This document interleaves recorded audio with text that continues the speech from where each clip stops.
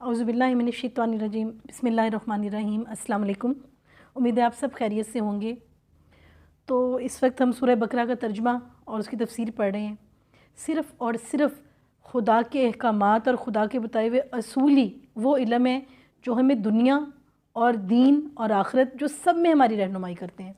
اور ہر وہ چیز جو سچ ہے جب اس پہ ریسرچ کی جائے تو وہ وہی ہے جو خدا کے احکامات میں موجود ہوتی ہے۔ آپ کسی بھی فیلڈ میں ریسرچ کر کے زندگی کیسے گزارنی ہے اس کی انتہا پر جب پہنچتے ہیں نا، بہت سارے تجربات کر کے کہ یہ اصول ہونا چاہیے، تو آپ اگر غور کریں تو یہ وہ اصول ہوتا ہے جو دین میں آلریڈی موجود ہوتا ہے۔ یہی وجہ ہے کہ ہمیں سیکھنے اور علم کے لیے کہا گیا ہے، اور علم والوں کا بہت درجہ رکھا گیا ہے، کیونکہ آپ جتنا غور کرتے ہیں، جتنا سیکھتے ہیں اپنی زندگی سے، لوگوں سے، اپنے واقعات سے، زندگی میں جو حادثات آتے ہیں ان سے، زندگی میں جو کامیابیاں ملتی ہیں ان سے، جتنا غور کرتے ہیں آپ سچائی پر آتے ہیں، اور آپ جو ہے اس کنکلوژن پر آتے ہیں کہ خدا کے احکامات ہی سب سے بڑا سچ ہے، اور یہی وہ اصول ہیں جن سے ہمیں اوورآل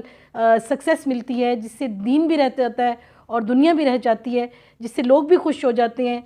خدا بھی خوش ہوتا ہے، جس سے آپ کو زندگی میں سکون بھی آتا ہے، اور جو کچھ آپ چاہتے ہیں وہ آپ کو ملتا بھی ہے۔ تو یہاں پر آیت نمبر 220 میں یہی کہا گیا ہے کہ امور دینی اور دنیوی دونوں کو، کہ اللہ تعالیٰ دونوں کے لیے ہمیں احکامات دیتا ہے، اور تجھ سے یتیموں کے بارے میں بھی سوال کرتے ہیں۔ یعنی لوگ جو ہے کہا گیا ہے کہ لوگ نبی پاک صلی اللہ علیہ وسلم سے یتیموں کے حوالے سے کچھ سوال کرتے تھے، ابھی اس کے بارے میں بات ہوتی ہے۔ آپ کہہ دیجئے کہ ان کی خیر خواہی بہتر ہے، تم اگر ان کا مال اپنے مال میں ملا بھی لو تو وہ تمہارے بھائی ہیں۔ تو یہاں پر جو ہے نا، جب یتیموں کے مال کے حوالے سے وعید سنائی گئی تو صحابہ کرام میں بہت تشویش ہو گئی تھی۔ وہ سوچتے تھے کہیں کوئی گناہ نہ ہو جائے، تو وہ یتیموں کا مال، حتیٰ کہ ان کی کھانے پینے کی چیزیں بھی الگ کر دیتے تھے کہ کہیں ہم ان کے حصے میں سے نہ کھا لیں۔ اب جب وہ چیزیں بچتی تھیں تو ان کے یہاں تک کہ وہ خراب ہو جاتی تھیں، تو اس بارے میں پھر جو ہے یہ اللہ تعالیٰ کا حکم آیا کہ اگر ان کا مال، ان کی چیزیں یعنی اس حد تک جو ہے کرنے سے، الگ کرنے سے، تو زندگی مشکل ہو جائے گی کہ ایک چیز الگ کر دی ہے، وہ فالتو ہے، ضرورت سے زائد، اور وہ خراب ہوتی جا رہی ہے، اور یا پھر اور کئی طرح کے مسائل ہیں، اور باقی سب لوگوں کی ضروریات کے حساب سے مسائل ہو سکتے ہیں جہاں پہ اس سے بھی زیادہ ضرورت مند اور غریب لوگ موجود ہوں۔ اس لیے کہا گیا ہے، یہاں پر واضح کیا گیا کہ یہ یتیموں کا مال اگر اپنے مال میں ملا بھی لو تو اس میں کوئی گناہ نہیں ہے، لیکن خدا کا تقوی اختیار کرنا ہے۔ یہاں پر آگے بتایا گیا ہے کہ اصل بات یہ ہے کہ اللہ تعالیٰ کا ڈر ہو، اور یتیم سمجھ کر ان کو دھوکہ دینے کی کوشش نہ ہو۔ ادروائز تو خدا نے ہمیں جو کچھ دیا ہے سب سے زیادہ تو انسانوں کی خدمت کے لیے اس کو استعمال کرنے سب سے بڑی بات ہے، نہ کہ ہم ایگزیکٹلی وہ باؤنڈریز کو کر لیں۔ سب سے بڑی چیز تو تقوی ہے کہ ہم اللہ کی راہ میں اور کتنی زیادہ جو ہے قربانی دے سکتے ہیں۔ تو خدا کہتا ہے کہ اتنی چھوٹی چھوٹی چیز کہ وہ بچ بھی جائے تو اس کو جو ہے وہ الگ کر کے ضائع کر کے، یا اس کی ضرورت نہیں ہے، بلکہ اصل بات نیت کی ہے۔ یہاں پر کہا گیا ہے کہ بد نیت اور نیک نیت ہر ایک کو اللہ تعالیٰ خوب جانتا ہے، اور اگر اللہ چاہتا تو تمہیں مشقت میں ڈال دیتا۔ یعنی اگر یہ حکم نہ آتا تو لوگ پھر جو ہے جو صاحب ایمان تھے اور خدا کا بہت ڈر رکھتے تھے، وہ ہر چیز کو الگ کر دیتے تھے۔ تو لیکن خدا کہہ رہا ہے کہ میں نے اپنے بندوں کو کسی مشقت میں، کسی مشکل میں نہیں ڈالنا چاہتا، اور سب کا سب کچھ میں نے نیت پر چھوڑ دیا ہے۔ تو جب نیت اچھی ہوگی تو اللہ تعالیٰ ہر عمل کو، چاہے وہ بظاہر جیسا بھی ہو، اچھے میں شمار کرے گا، لیکن اگر نیت بری ہوگی تو ایک اچھا عمل بھی جو ہے وہ بروں میں شمار ہو سکتا ہے۔ یقیناً اللہ تعالیٰ غلبے والا اور حکمت والا ہے، یقیناً خدا ہر چیز اس کے کنٹرول میں ہے، اور وہ جو جب چاہے جو ہے ہمیں ہمارے گناہوں کی وجہ سے الٹ دے، اور ہمیں ہماری نیک نیتی اور اچھے اعمال کی وجہ سے ٹوٹل ہمیں وہاں سے عطا کر دے کہ ہم نے سوچا بھی نہ ہو۔ اور کہتے ہیں کہ خدا کی مدد اتنی قریب ہوتی ہے کہ جب ہم اس سے بالکل مایوس ہوتے ہیں تو ہمیں اندازہ بھی نہیں ہوتا کہ وہ مدد قریب ہوتی ہے اور وہ فتح قریب ہوتی ہے۔ آیت نمبر 221، اور شرک کرنے والی عورتوں سے جب تک کہ وہ ایمان نہ لائیں نکاح نہ کرو، ایماندار لونڈی بھی شرک کرنے والی آزاد عورت سے بہتر ہے۔ یہاں پہ کہا گیا ہے کہ اگر جو مومن مرد ہیں وہ صرف اور صرف مومن عورتوں سے نکاح کریں۔ اگر کوئی مشرک ہے اور وہ بظاہر صاحب حیثیت ہے، حسب و نسب یا جو بھی دنیاوی چیزیں وہ رکھتی ہے، اس کے باوجود بھی اگر کوئی صاحب ایمان اور مومن غلام ہے تو وہ اس صاحب اختیار سے بہتر ہے۔ گو تمہیں مشرکہ اچھی لگتی ہو، بے شک وہ آپ کو بظاہر اچھی بھی لگتی ہو، تو بھی جو ہے اگر وہ مشرک ہے، وہ ایمان میں ٹھیک نہیں ہے، وہ اپنی نظریے میں ٹھیک نہیں ہے، تو اس کے ساتھ نکاح کے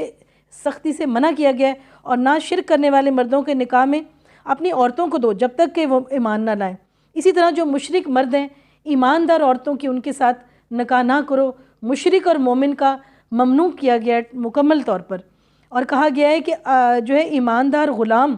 آزاد مشرک سے بہتر ہے، گو مشرک تمہیں اچھا لگے۔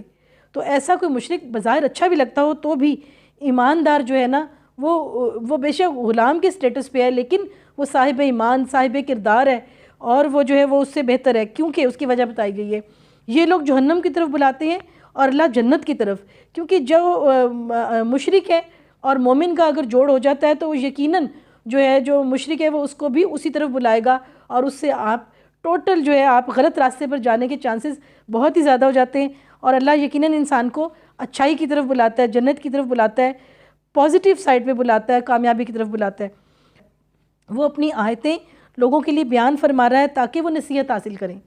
تو یہ وہ نصیحت ہے جو اللہ تعالیٰ ہمیں کر رہا ہے، اور اسی میں فائدہ ہے، یہ ہمارا ایمان ہونا چاہیے۔ یہ اسی پچھلی آیت سے ایک لنک کر رہی ہے بات کہ بہت ساری چیزیں ایسی ہیں جو ہمیں اچھی لگ رہی ہوتی ہیں لیکن وہ اچھی نہیں ہوتی ہیں، بہت ساری چیزیں ہمیں مشکل لگ رہی ہوتی ہیں لیکن وہی اچھی ہوتی ہیں، اور اس کے لیے اصول بتا دیا گیا ہے کہ اصل بات ایمان کی ہے۔ ایمان، کردار، یہ وہ چیزیں ہیں جو زندگی میں سکون دیتی ہیں اور آپ کو صحیح خوشی دے سکتی ہیں۔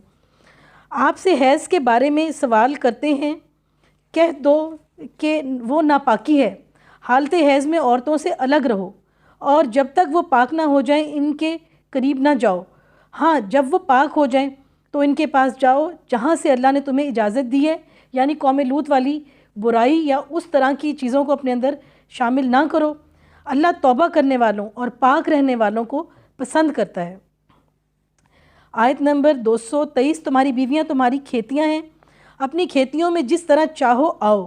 اور اپنے لیے نیک مال آگے بھیجو، اور اللہ تعالیٰ سے ڈرتے رہا کرو، اور جان رکھو کہ تم اس سے ملنے والے ہو، اور ایمان والوں کو خوشخبری سنا دیں۔ اور ہمیں یہ یقین ہونا چاہیے اللہ کے اصولوں کو جب ہم پورا کر رہے ہیں، جو اللہ نے حکم دیا ہے انہی اصول و ضوابط میں رہ رہے ہیں، تو پھر ہمیں جو ہے نا ہمارے اندر یہ علم، یہ شعور ہوتا ہے کہ ہمیں خدا سے ملنا ہے، مطلب کہ ایک ایک بات کا خدا ہم سے پوچھے گا اور ہمیں ملنا ہے، اور اپنے اعمال کا جو ہے نا ہمیں سارا کا سارا اس کے سامنے اس کی جانچ پڑتال ہوگی۔ اور ایمان والوں کو خوشخبری سنا دیں،